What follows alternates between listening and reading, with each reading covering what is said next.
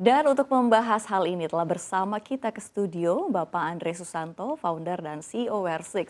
Halo Pak Andre, apa kabar? Baik Bu, apa Terima kabar? kasih sudah meluangkan waktunya ke studio CNBC Indonesia. Pak Andre, ini kalau misalkan kita berbicara saat ini begitu ya, Wear6 ini kan merupakan startup begitu ya. Ini berita banyak sekali startup lagi sedang banyak mem-PHK begitu ya. Kalau misalkan kita lihat ekonomi global juga tidak sedang baik-baik saja begitu ya. Ditambah banyak perusahaan rintisan yang memang akhirnya gulung tikar begitu ya. Ini untuk kondisi ini pandangan Pak Andre sendiri seperti apa sih? Ya, jadi memang sih kalau kita lihat kondisi ekonomi global ini memang kan cukup menantang. Tapi kalau yang saya lihat tuh Indonesia relatively cukup baik sih. Nah mungkin dengan adanya tekanan dari ekonomi global ini, di mana resources jadi lebih mahal atau lebih ekspensif, terutama dari sisi uang jadi lebih mahal karena interest rate itu tinggi. Itu sebenarnya membuat semua company, bukan hanya startup, tapi juga company yang udah established, untuk mereka beradaptasi. Nah, salah satu adaptasi yang mereka lakukan, pasti mereka akan fokus ke core bisnisnya mereka masing-masing. Nah, jadi misalnya mereka ada do research development, trial and error di beberapa verticals, mereka harus hentikan dan kembali ke core bisnis. Nah, jadi kalau misalnya kita ngelihat PHK atau efisiensi itu sebetulnya dampak dari bagaimana semua itu beradaptasi sih. Ya. Baik, adaptasi ya kuncinya ya memang, dan itu memang diwajarkan dengan kondisi yang memang banyak sekali dinamika global yang ada saat ini. Dan kalau kita lihat di tengah kondisi saat ini juga dolar kian perkasa begitu ya, dan ditambah juga kondisi geopolitik di RI juga. Ini sebenarnya bagaimana sih untuk Wear6 sendiri memiliki strategi dalam menjalankan bisnisnya? Nah, jadi sebenarnya unik ya, karena kan kalau misalnya kita lihat logistics itu biasanya dilihat sebagai cost center sama semua shippers atau semua cargo owner. Nah, yang kita coba inisiatifnya itu kita mau membuat orang bisa melihat logistik ini sebagai mereka punya competitive advantage.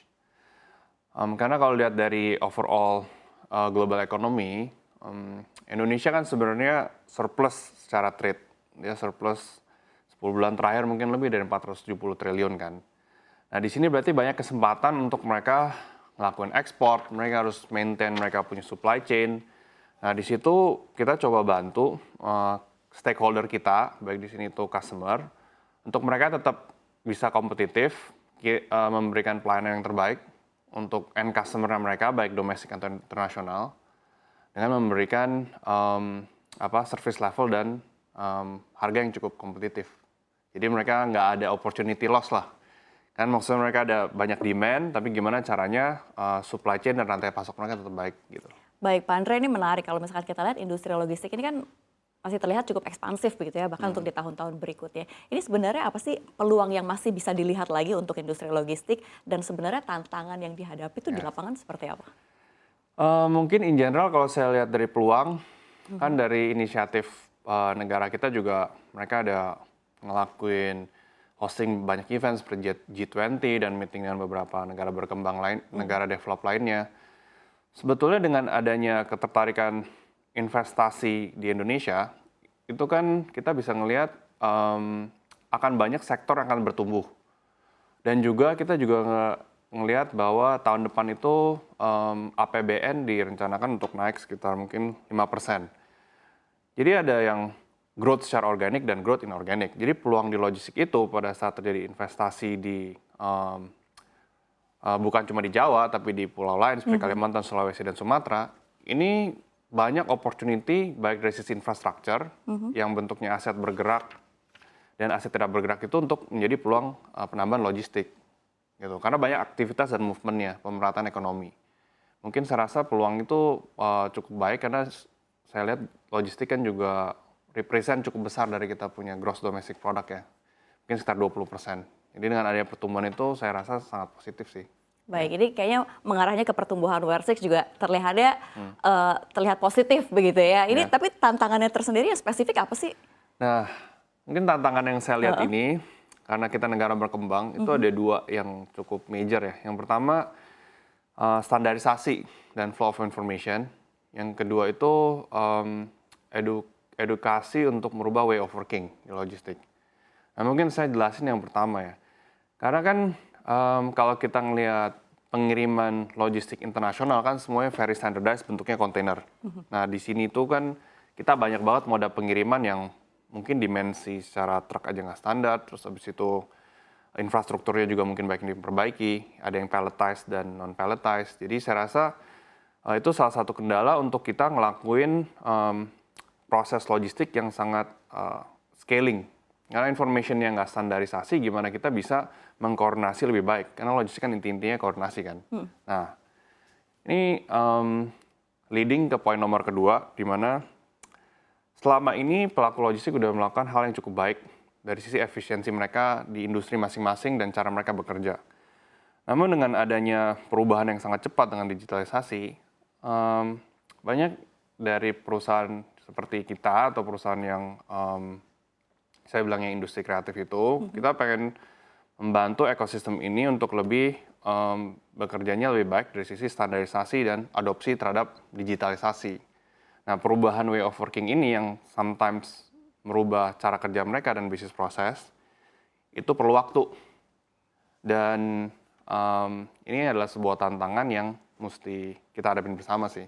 Ya walaupun COVID kemarin sih sebetulnya membantu, karena dengan adanya COVID kan mempercepat proses digitalisasi. Cuman kedepannya kita masih tetap harus berusaha lah, terutama di daerah-daerah yang non-Jawa ini, gimana mereka tetap bisa adopt digitalisasi untuk bisa kerjanya lebih streamline.